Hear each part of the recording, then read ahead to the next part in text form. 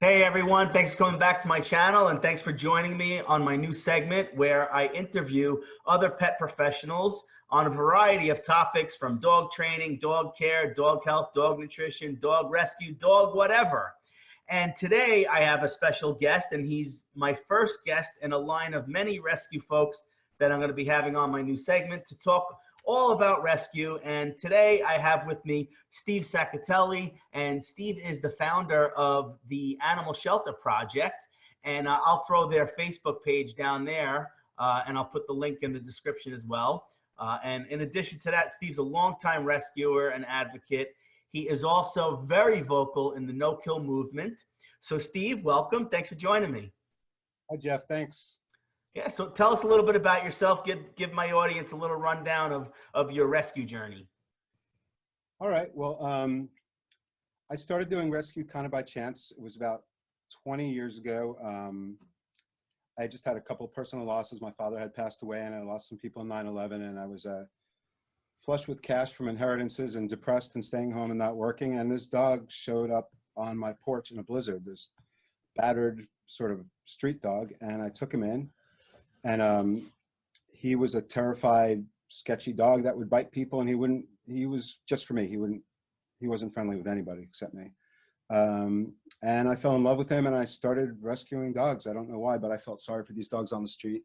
And because of him, I started sort of gravitating toward the dogs that had a bite history, that they were going to put down. They were labeled aggressive. And, I was a single guy. I didn't have any kids. So these are sort of the kinds of chances you can take when you're on your own. You don't have to worry about a child getting hurt or a spouse approving. And that's what I started doing. I started taking all of the dogs that were labeled too aggressive to be adopted, or So how did you wind up founding your own rescue? How did you come across, and found the Animal Shelter Project? Well, for a lot of years, I just took dogs in as an individual, and there are times I think back and I'm like, all the advice experienced rescuers tried to give me, and I was like, no, I got this. And like, there were times I should have listened, but, I just started taking in dogs, and, I was smart enough about like screening potential adopters, and, I got that part early on. And, at the time I was doing quite well financially, so I didn't raise any money. I paid for things out of my pocket, and there was no real reason to have a corporation for quite a bit. But then, people started wanting, as I expanded the number of shelters I was pulling from, people started wanting to see something that, gave you some credibility, some bona fide, you were a legit organization. So I incorporated this Animal Shelter Project, and got my 501c3 designation and all that. And still I've never really raised money. It's just, the organization's just sat there to be sort of a, Steve is legit kind of thing. But, because I dealt with a lot of the harder to place dogs, I started sort of really questioning shelters that, had high euthanasia rates, and just euthanasia rates at all. And what you hear is, this dog is not adoptable, this dog is aggressive, all these dogs are pit bulls, and they're not safe. And one of the things that I learned is that the shelter environment is not conducive for, an accurate assessment. Most of the dogs that I took within a day were the most docile, sweet things once they realized they were safe somewhere and they were being fed, and, whatever, you never know what sort of situations they came from, but they seemed after about a day and a half to realize they were safe. And, the hackles go down and the body gets loose, and you can just tell that the animal is, a different animal in a day. I mean, I've gone into so many shelters and they want you to sign all this paperwork because you're going to go in and to the kennel with this dog that is so dangerous, and they give you this stack of paperwork to sign once you convince them to let you in. And I'm just signing everything away, and they're like, don't you want to read that? I said, no, I know what it says. If the dog bites my face off, I can't sue you. Yeah. Go in there and I'd sit down with the dog, and I, put my hand out, some kibbles, some treats, whatever. I just stay real still and real quiet. And within 20 minutes, the dog was in my lap. And, they were always like, how'd you do that? How'd you do that? And I said, well, I didn't walk up to the kennel with 12 people with uptight posture and a clipboard trying to find reasons to kill him. you know, he knows that. He knows when you're coming in here trying to find a reason to kill him or when you're trying to find a reason to save him. These animals have, you know, intuition, and there's sort of this, I feel like there's a communication. When you let them know you're a friend, they're much more cooperative, you know, in the training and the acclimation part of it. You know, it's funny you bring that up, because I've had this debate with, so, you know, from a training standpoint anyway. Most rescuers, they agree. I agree with what you just said, and most rescuers will agree with that too. But from a training standpoint and dog psychology, like I am so much a believer in energy and intuition and the nonverbal communication that goes on between where they just know and we just know, right? And there's trainers that they poo-poo on that and they totally dispute. And I'm like, great, I get it. And, you know, some trainers, they're, you know, excellent and talented, but they never spent much time in the rescue community. So that's probably why that happens. You know, but being a trainer and a rescuer, and you're both too by chance, right? Because you have to be, right? But I've done I don't know, thousands of evaluations and in all sorts of environments, and the stress of the shelter environment and even boarding facilities, right? There's no difference between a boarding facility and a shelter other than the name, as it pertains to a dog's behavior. So I hate doing evals in those environments, because the eval is only as good as the environment in which you do it and the person conducting the environment. And you could be the most loving and fair evaluator, but if the dog is stressed the frig out, it's going to have a bad evaluation. And It's not fair to the dog. not fair to the dog. You have to bring them somewhere where they know they're safe. You can't bring them somewhere where they don't know if they're going to live to see tomorrow. And then here's a stranger telling me to sit, and, you know, like, what is this? You know, it's really unfair to them. You're right. Yeah. You have to take them out. I mean, I've had dogs that, like, got in the kennels. They were going to put them there. Anybody that walked by showing teeth and foaming at the mouth and lunging at the bars. And 24 hours later, you get them out, sweethearts. And the thing is, every animal perceives the situation differently. To most of them, they're in a cage. There's nowhere they can run. They don't know who these people are coming up to the crate. And, you know, some shelters provide very little by way of comforts, you know, so the dog's been sleeping on a cement floor. He's been, you know, there's barking and there's smells, and you're right. You have to get them out of there. It's not fair. And, you know, I mean, there's those happy-go-lucky dogs where it don't matter where they are. They just love everybody. Like, they're out there. But, you know, as it relates to, what's that? Dumb ones. Yeah. But I mean, I've had evaluations go both ways, where I've had a dog that, you know, I was evaluating him in the shelter to see if I would take him into my rescue, or another rescue was asking me to eval and be like, you know, I can only tell you what I see, and it's not that good, right? But there's something that this dog deserves a chance. I think we should get him out of here, and let's see how he does over the course of 5 to 7 days away from the shelter. You know, give him a little time to settle in, get a couple of walks under his belt, some stimulation, a good meal, a good night's sleep. That goes a long way. And most of the time, like you said, they flip and they're good and they're solid. And all they need is a little training and some love, right? You know, so.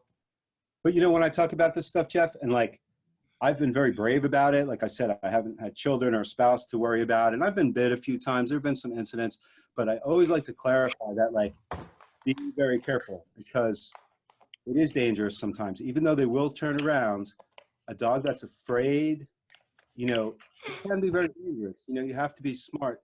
And, like, I mean what I say, like 99.9% of the time, the dog is an amazing animal. You take him out of the environment, you turn him around, and it's not a problem. But you do have to be very careful, because there's that transitional period and there's fear. And, like, from my perspective, I think 99% of all aggression in dogs is fear. That's, at least anecdotally, that's what I've experienced. And you have to be careful. You can't push. You can't, when I say I just take them home and everything's fine, I don't take them home and grab their head and snuggle them and, you know, get in their face. I'm careful, you know, so I want to be careful to say that, because if anybody's listening, I don't know why anybody listens to anything I say, but if anybody's listening and wants to go try this, you know, you have to be careful. When the shelter says the dog is aggressive, they're probably overreacting sometimes, a lot of times, but still pay attention, because they could be right, and the dog is afraid, and the dog has exhibited something that made them think he's dangerous. And, you know, you just need to be very careful and let the dog unwind, and, you know, no, don't mix them with other dogs. Don't leave them around children. Don't leave them unattended, you know. Don't get near their food. Don't do this testing thing where, like, I'm going to put a food bowl on the ground, I'm going to stick a rubber hand in it and see if he bites me. You know, that's not fair. The dog hasn't had a good meal or a good night's sleep and he's hungry, and you're going to stick this rubber hand in his face. It's good that you point that out, because, you know, it's not like we just rush in and say, yeah, let me take that dog that has 16 bites on his record. Obviously, there's some common sense that we hope people would practice and take into consideration when considering taking an animal. And as I was alluding to before, the other part of the evaluations that I do, I've had dogs that, I mean, I could do absolutely anything to them. Every single and possible temperament or behavior test you could think of, and they pass with flying colors in the shelter. But then you get them into a home environment and they turn into like these food guarding, resource guarding Cujos, right? Because it's just a different environment. So it's good that you bring that up, that if there's rescuers or people who are starting to do some rescue on their own, obviously caution, safety. Don't bite off more than you could chew. No pun intended. I feel like the personality the dog exhibits in the shelter is almost kind of the opposite.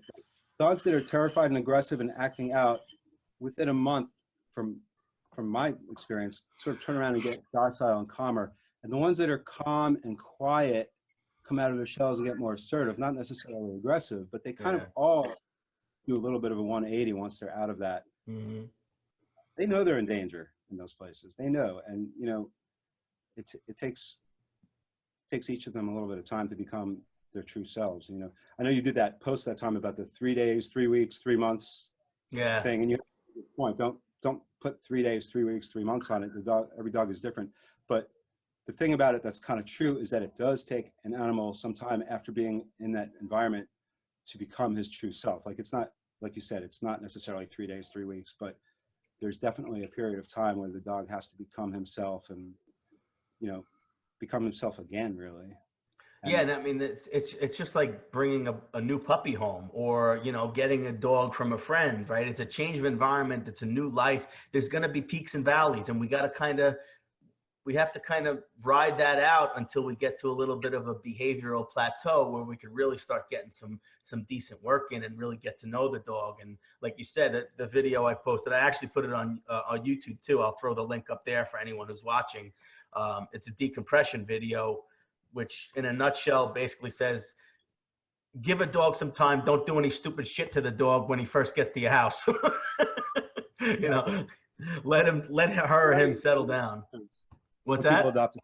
When people adopt a dog for me, I always tell them, don't give the dog a bath tomorrow or today. You know, he smells a little bit. Oh, well, he's a dog. I mean, usually I give them a bath before I send them off, just to be polite. Yeah. But don't give the dog a bath. Don't start with a heavy training regimen right away. Teach him sit. Let him sit for his food. Do the basics. But let him unwind. Don't give him a bath. Don't try to cut his nails. You know, especially if you're like most people, don't even know how to cut their nails and you're going to cut their I wonder why they're so. But, you know, and the other thing is, you know, multiple animals. That's like a big thing, especially when you work with dogs that are, you know, labeled aggressive. And like, I've made big mistakes in that area. And, you know, now I'm totally neurotic about it. Like, you know, you helped me get that dog from Newark 2 years ago now. And for anybody watching, I adopted a dog named, well, his name was Bluegrass. He was in the Newark shelter. And he had been returned for the 3rd time for being dog aggressive. And, you know, at the time I had 6 other dogs here. And I felt so bad for this dog. I saw a video of him on Facebook being returned to the shelter for the 3rd time, and he was shaking and crying and wouldn't get out of the car. And I was like, oh my God, I just started calling people. I was like, somebody get me that dog. It just broke my heart. And, you know, the things that you do when you bring a dog home, like any dog home when you have dogs already, is you take the other dogs out to have a walk with him outside. Let them meet him outside of the environment, you know? And I took each of them out, went for a walk. This took like the whole afternoon. And then I put the other dogs in the yard, and I brought him in the front room of the house, and I put him in a big crate with a bed and everything. And I let them come in and meet him. And he got very little freedom for a long time. He was in the crate all the time. Of course, he got walks and stuff. But, you know, he'd walk out the front door with me, and the other dogs would mix with him only in that crate. And then, you know, a walk with another dog, a little playtime in the yard with one of the dogs that I knew wouldn't react if there was an issue. And I have not had one problem with this dog. He's gotten along with his siblings so well since the day he got here. And I don't know if he just had the right acclimation and time to get adjusted, or if people did things really badly in his previous homes. I know one of the families brought him home and they had another male pit bull, and they first 5 minutes in the house put two food bulls down next to each other and let them eat together. And it, food, I mean, go figure. So I don't know if he was, I mean, this is kind of what I'm talking about. Like, dogs get labeled over a spat that happened in a situation that should have never occurred, you know. And I mean, I think one of our jobs as rescuers is to help people and train them. You know, it seems obvious to us that you don't put two food bowls down, but to this person, they might have thought, hey, let's let them be friends and have lunch together. You know, you can't say that people are stupid. They just don't know. Yeah. But this dog has been perfect. You can't say that. So I say sometimes they're stupid. Sometimes they are stupid. But you know, but that's, and if there are any rescuers that are new to rescuing dogs or any animals, even cats for that matter, you know, take each animal as an individual, right? Because each animal will take their own time in their own way, and we have to support their journey. And a situation like Steve is talking about, I mean, that's the exact way to do it, right? He has a dog that allegedly is dog intolerant at best, right? Steve doesn't walk in his house and just throw him in with his 6 other dogs. That would be stupid to do, right? He did it the right way. Slow introduction, little bit of freedom over the course of time before he earns the privilege of more freedom, so he doesn't get overwhelmed. And you know, I think it, and that, you know, obviously I was a very, very small part of Bluegrass's story, but we're Facebook friends and we've been friends for a long time, and I was able to watch your progression of his transition into your home, and it was awesome to watch. And I can't stress enough, like, when people get a new dog and they have their other animals, do not leave them alone for a very long time. Like, you want to see them eat together. You want to see them play together. You want to see them both walk up to a bone or a toy on the floor together. You want to see a lot of situations, you know, before you leave them alone. I don't leave a dog alone with the rest of the pack for like a year, you know. And that doesn't mean I keep them in kennels all the time. They have their own rooms. I shut doors. But I don't leave a dog alone for a very long time. And it's partly because when I first started doing rescue, I wasn't so careful. And I've had some dog fights break out, and they are ugly. I mean, yeah, they can be really dangerous and ugly. And, you know, I mean, God, one time I had 2 female Rottweilers that were in heat that I rescued from Jersey City or something. And I've had them in separate rooms in kennels. And at 3 in the morning, I heard a noise from the 3rd floor of my house while I was sleeping. And one of these girls got out of her crate and chewed through the door to go to the other room to attack the other Rottweiler. Wow. I woke up at 3 in the morning, these 200-pound female Rottweilers in the heat trying to kill each other. Man, I could have bought a Mercedes with that vet bill. But, you know, it's scary, and it's hard to get them apart sometimes. And it's dangerous, you know, for the person involved if you don't do it correctly. So you want to be very careful and avoid that situation from happening, and like, really don't leave that new dog alone with the others for a long time. Even if it kind of seems okay, give it a long time. See them eat together, see them play together, see them sleep together, see everything. You know, I know people that have had dogs kill other dogs. I've had a dog kill another dog in my 20 years of doing rescue, and it's ugly and it's terrible, you know. So you want to be very careful. Most dogs are not that aggressive and not that dangerous. I don't want to be alarmist, but you do want to be careful. It can happen. Yeah, and I know, and obviously we all have made mistakes in rescue, and I mean, especially early on, and nowadays, I mean, think about the rescue community, because, you know, my wife and I, we were a lot like you. We started doing rescue on our own in 2002. You know, just we weren't raising money. We were just taking a dog in here, a dog in there, a couple of dogs here, and just doing the best we can to save them, find them homes. And ultimately we founded Pity Rescue in 2010 to legitimize our rescue efforts.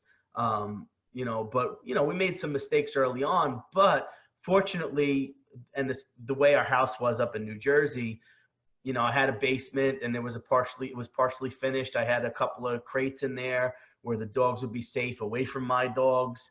I didn't have to worry about integrating everybody, partly because if my dogs got along with them, I'd wind up friggin' keeping them, but that's a whole nother conversation. We've all done that a few times. Yeah, but the main thing is that we never bit off more than we can chew. That was the one thing. I shouldn't say that. Sometimes we did, but we didn't put the dogs or ourselves in bad situations. That doesn't mean we didn't make mistakes and have close calls and have a couple of scuffles. That certainly happened, right?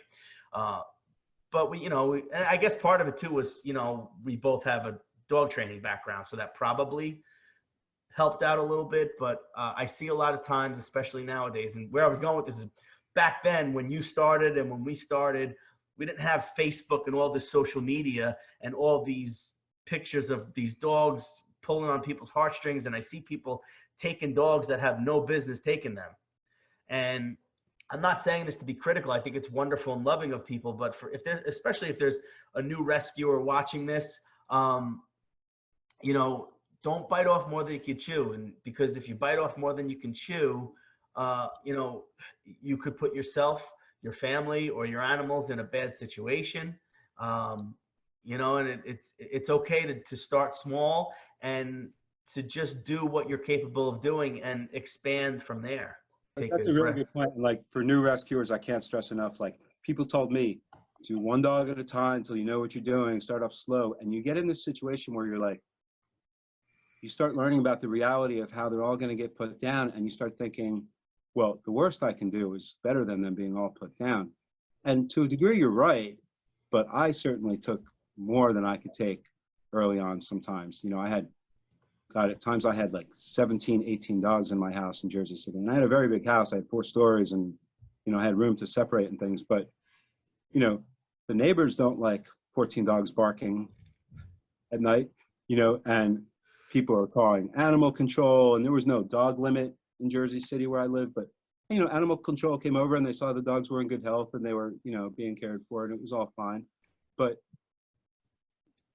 it's not just your own safety. It's like the neighborhood and your relationships with your neighbors. And, if you're doing this sort of thing from home and it's the care you can provide for the animals, nobody can take care of 18 animals properly.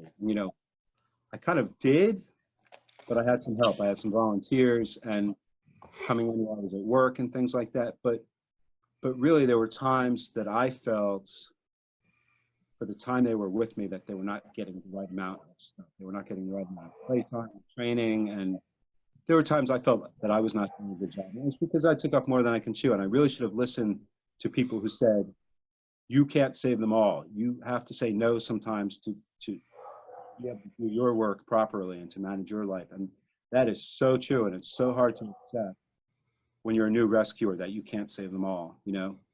It's a terrible thing to hear, and people need to hear it because you have to manage your process. Like, yeah, it's that's the, I guess the moral of this story is, if you're an experienced rescuer, especially if you have great handling skills and an environment conducive to take on those harder cases, please do it, because we need more of you, because those dogs, they just deserve a chance where, like we talked about in the beginning, where they just need that chance to turn around to become the dogs they can be.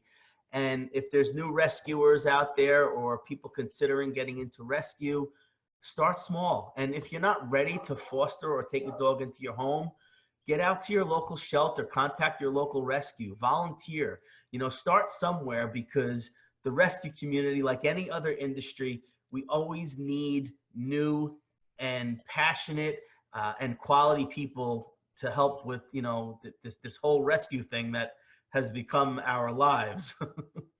and also, ask more experienced rescuers for help because, I think we've all seen rescue degenerate into like high school sometimes, but also I think rescuers are good people in general. I mean, they're sacrificing, Yeah. and they're doing charity out of their pockets, out of compassion. And I think when a new rescuer says, I have a situation, I don't know what to do, I think most of us are really happy to help that person, because they're saving an animal. They're saving a difficult animal, and now they're in a spot. And, like, I will always do some training over the phone, like some, give people a few tricks for free. I always do locally. I always do rescue dogs for free as a trainer. I don't ever make any money as a trainer because I give it away. But, I think for new rescuers, always ask the old ones like us, always ask for advice and help, because we're so happy to help. If you're getting involved in this, we're going to help you. We need you to succeed because we're fighting this battle, obviously. Absolutely.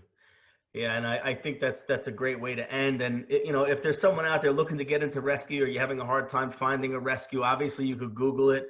But there's a couple of websites like petfinder.com or adoptapet.com where you can look up rescues in your area if you're looking to get involved. So that's certainly one way you can get involved. And again, thanks for joining us today, and thank you, Steve, for coming aboard. I appreciate it.